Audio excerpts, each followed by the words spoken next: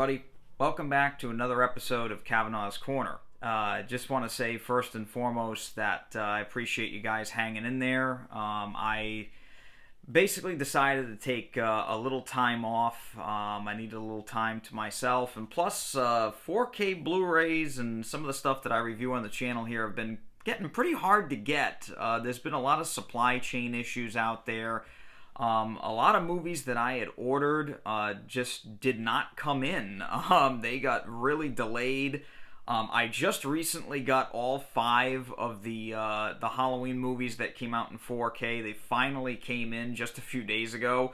Of course, too late to actually review for Halloween, but I am going to be reviewing them soon.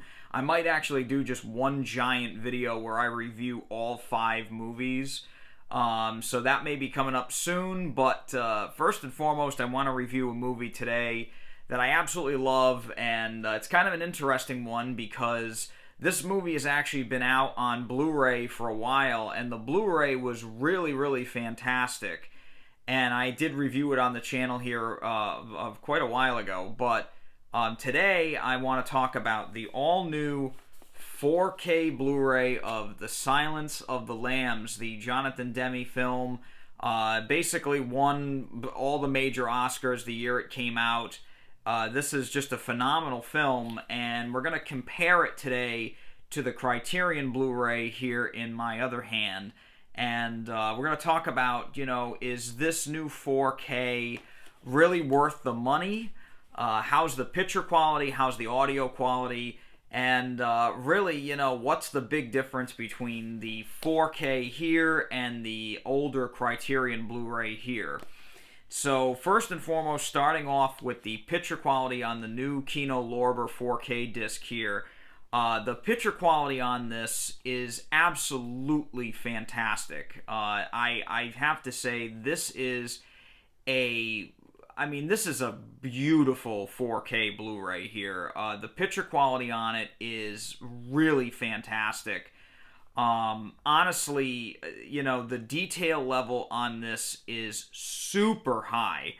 There, of course, that famous scene near the beginning of the film where Jodie Foster and Anthony Hopkins first meet, and Hannibal Lecter is in a cell there. And the detail level is so high on this disc, you can kind of count the nose hairs of Tony Hopkins's.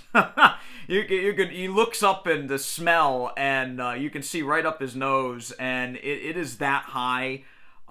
Skin tones on this are just absolutely fantastic. Black levels are really, really good on this. I did notice one big thing. Was a black level difference between this and the Criterion Collection Blu-ray here, and I'm going to get more into comparisons at the end, but the disc by itself is really a stunning, just a stunning picture all throughout. This does have Dolby Vision HDR on it, which is something I was really excited about when this got announced. The Dolby Vision really provides just a slightly better color palette. It is not a gigantic difference in colors. It's just skin tones are just, a hair better. Greens are just a little bit more vibrant. The color of blood, even though there's actually not a lot of blood in this movie, it is just, just a little bit better. Just, again, a little bit more red. Things like that, the brightness of the film overall is just a little bit darker on the 4K. I would say just a couple shades darker. Again, that's because the HDR on this disc can do that sort of thing. It can provide the better black levels. That makes it, a little bit more accurate, I think, to what the filmmakers wanted. This is a 4K digital intermediate. That 4K digital intermediate was supervised by the director of photography, Tak Fujimoto. And ironically enough, it is the same 4K transfer that is on this Criterion Blu-ray here. But, because it's a native 4K disc, 4K transfer, That 4K digital intermediate gets to shine just a little bit more on this. And like I said, the two big things are the black levels and the skin tones. I think those are really the top two things that get improved. Detail level, again, off the charts, but it was already pretty solid on this Criterion disc.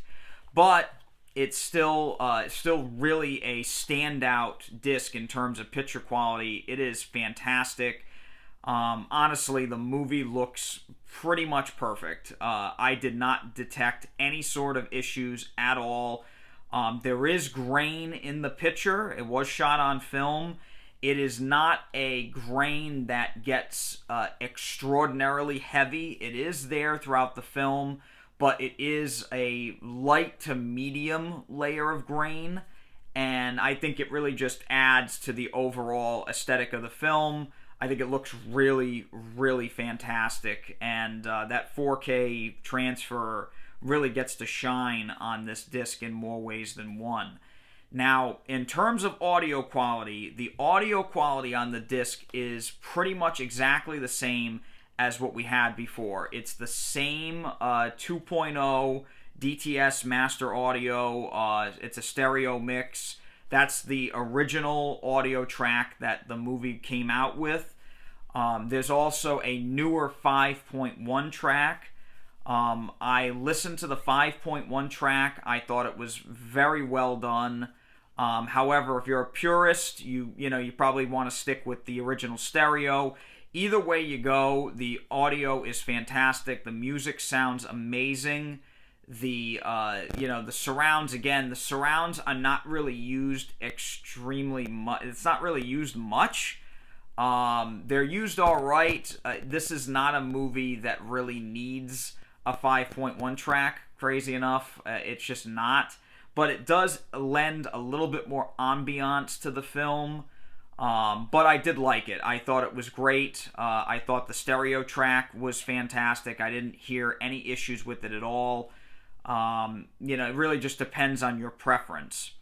Now, there are a bunch of special features on the secondary disc. I'm going to open this up so you can see it. You can see it has some of the original poster art on this, which I really like. And it's a 2-disc set, so you have the 4K here and the standard Blu-ray here. Again, very plain Jane Kino Lorber Studio Classic design discs. Nothing special, but the special features are all on the standard Blu-ray. Basically, all of them have been out there before, so nothing really too new and crazy with that. Now we're really going to get into the nitty-gritty here is how does this really hold up to the older Criterion Blu-ray? Well, the Criterion Blu-ray is still, in my opinion, an absolute knockout. This is one of the best standard Blu-rays that I own. It is a showcase standard Blu-ray. Now, what did I think about this compared to this?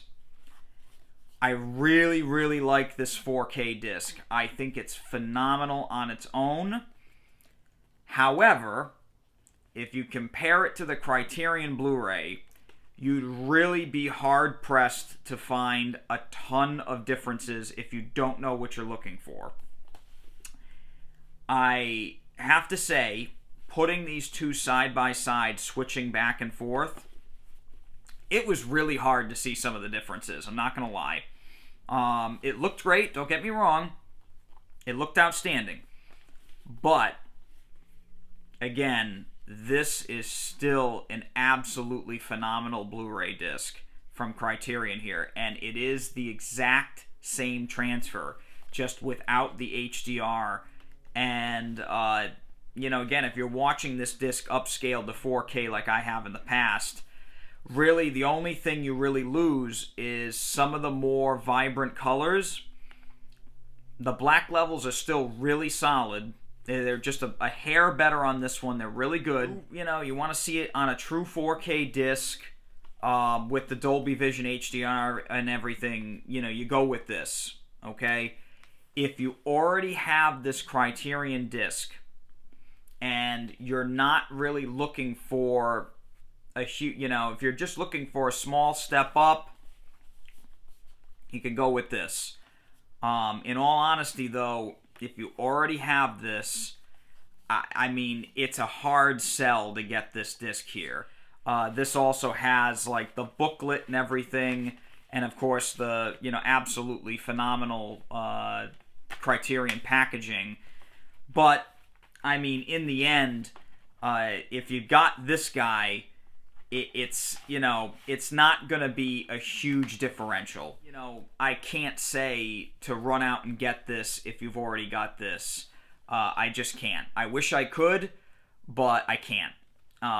Again, if you don't have this guy, then go with this one, because this is definitely the tops in terms of picture quality. But this is nothing to sneeze at either. So in the end, it's really your decision. I'll leave it up to you. And I will leave a link down below to both versions. So if you want to pick any of these up on Amazon, you can. Just know that when you click on those links, if you do purchase anything, any of those movies, you will be helping out the channel. I do get a little kickback from Amazon if you do that. So, again, if you do, I greatly appreciate it. If not, hey, you do you. That's all really for today from Kavanaugh's Corner here. As always, I'm Andrew Kavanaugh, and I want to say thank you so much for coming back to the channel and bearing with me during these strange, constrained supply times, I guess you could say. But anyway, I hope you hang in there, and if you like this video, please hit that thumbs up button and subscribe to the channel down below so I can keep bringing you videos like this. And until next time, please stay safe and take it easy.